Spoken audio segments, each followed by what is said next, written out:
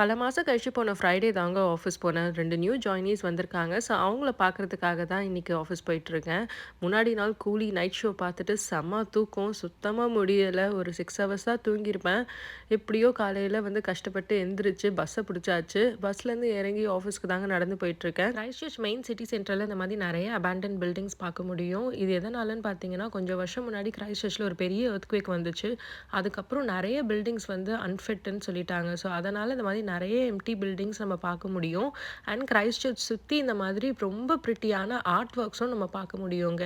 And ரொம்ப யூனிக்கா அந்த மாவுரி culture art ஒர்க்ஸ்லாம் பார்க்க முடியும். அண்ட் கிரைஸ்ட் சர்ச் வந்து ஒரு கார்டன் சிட்டி. ஸோ ஸ்ப்ரிங்குக்காக இப்பவே வந்து கவர்மெண்ட் வந்து நெறைய பூச்செடிங்கலாம் நட்டு வச்சிருக்காங்க. ஆஃபீஸ் போயிட்டு கொஞ்சம் நேரம் வேலை செஞ்சுட்டு லஞ்சுக்கு தாங்க வெளியில வந்திருக்கோம். பக்கத்துல வந்து இந்த ஃபுட் கோர்ட் இருக்கு. இங்க தான் லஞ்ச் சாப்பிட வந்திருக்கோம். ஸோ ஆளுக்கு என்னென்ன வேணுமோ வாங்கிக்கலான்ட்டு. நான் வந்து ஆஸ் யூசுவல் நம்ம சைனீஸ் ஃபேவரட்டான குசின் அங்க போயிட்டு ஒரு ஃப்ரைட் ரைஸ் வாங்கியாச்சு. சாப்பிட்டு மீட்டிங்லாம் அட்டெண்ட் பண்ண தான் உட்காந்தேன். ஆனா பயங்கர மூக்கடைப்பு, டயர்ட்னஸ்ஸு எப்பா வீட்டுக்கு போனா போதும்னு இருந்துச்சு. எப்படியோ ஓட்டிட்டு சாயங்காலம் வந்து பஸ் ஸ்டாப்புக்கும் வந்தாச்சுங்க.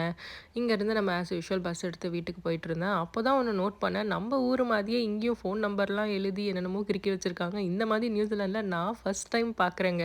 நியூசிலாண்ட்ல இருக்கவங்க நீங்க இந்த மாதிரிலாம் பார்த்துருக்கீங்களான்னு கமெண்ட்ஸ்ல சொல்லுங்க. இன்னொரு vlogல பார்க்கலாம். பாய்.